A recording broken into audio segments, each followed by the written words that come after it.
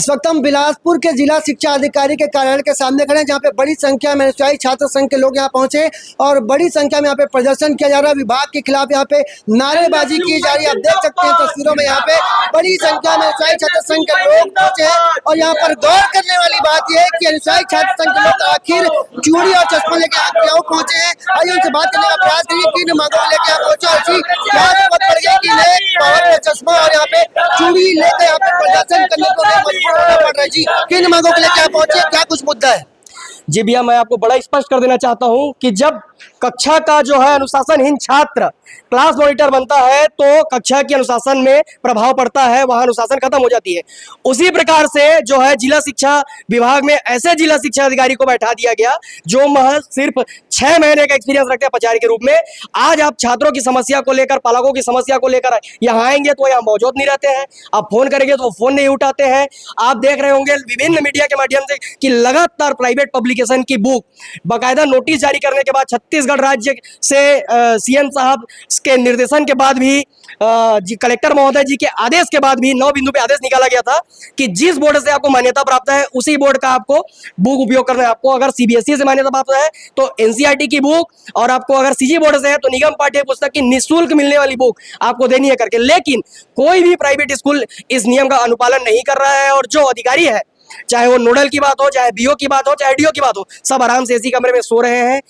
मुझे लगता है कि ये सारी जो कारण है वो सीटिंग बाबा का कमाल है कि इन लोग ऊपर से नीचे तक सबको इसका हिस्सा आ रहा है, जिसकी वजह से आज इनकी हिम्मत इतनी बढ़ गई है कि स्कूल कैंपस के अंदर प्राइवेट पब्लिकेशन की बुक, यूनिफॉर्म और पुस्तकें बेची जा रही है। उसके बाद भी उन पर किसी प्रकार की कार्रवाई नहीं हो रही है। इसीलिए हमको लगा, आपने अभी कहा कि जो प्राइवेट स्कूल के संचालक है वो माफिया है, ऐसा आपने क्यों कहा? बिल्कुल माफिया इसलिए कह रहा हूं कि 9 बिंदु पर स्पष्ट निर्देशित जारी किया गया है विभाग से।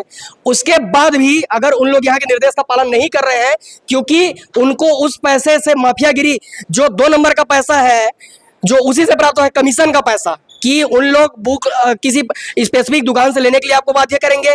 अगर आप स्पेसिफिक दुकान से नहीं लेंगे तो आपको कैंपस के अंदर बिकवाएंगे, क्योंकि वो जो बुक के पैसे हैं उनके ऑडिट रिपोर्ट में नहीं आता है।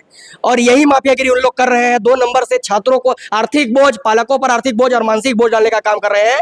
और शासन के निर्देशों को ठेंगा दिखाने का कार्य जो है स्कूल प्रबंधन द्वारा किया जा रहा है। मैं इसलिए उनको माफिया कह रहा हूँ। ये सवाल और मेरा है कि आप यहाँ पे पावर का चश्मा और चूड़ी लेके पहुंचे, ऐसा क्या जरूरत पड़ गई कि पावर का चश्मा और चूड़ी लेके आप यहाँ विभाग के खिलाफ नारेबाजी कर रहे हैं? जी, हम लोग 6 महीने से उनको ज्ञापन दे रहे हैं, ज्ञापन दिए, निवेदन किए, हम लोग सारी चीजों को उनको अवगत कराए। लेकिन समझ आया कि जो है विभाग अंधी पड़ चुकी है, उनको दिखाई नहीं देता, तो पावर के चश्मे लाए हैं ताकि उनको दिखाई देने लग जाए। और पावर के चश्मे पहनने के बाद भी अगर उनको दिखाई नहीं देगा तो हम उनको इसीलिए चूड़ी भेंट करने हैं कि आप दुर्बल हो, आप कार्रवाई करने में सक्षम नहीं हो, तो आप चूड़ी पहन लीजिए, जिसके बाद हम प्रदर्शन करना बंद कर दीजिए।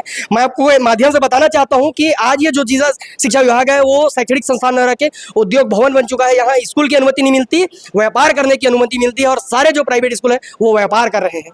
मांग पूरी नहीं होगी तो आगे क्या कुछ रणनीति हो, कब तक ये प्रदर्शन जारी रहेगा? जी, हम लोग पिछले 2 घंटे से यहाँ बैठे हैं और जिला शिक्षा अधिकारी भग रहे हैं हमसे, उनके कान में जू तक नहीं रेंग रहा है। लेकिन मैं आपको स्पष्ट बता देता हूँ कि जब तक हमारी मांग पूरी नहीं होगी, जिला शिक्षा अधिकारी यहाँ के आश्वस्त नहीं करेगा, हम यहाँ से हिलने वाले नहीं हैं।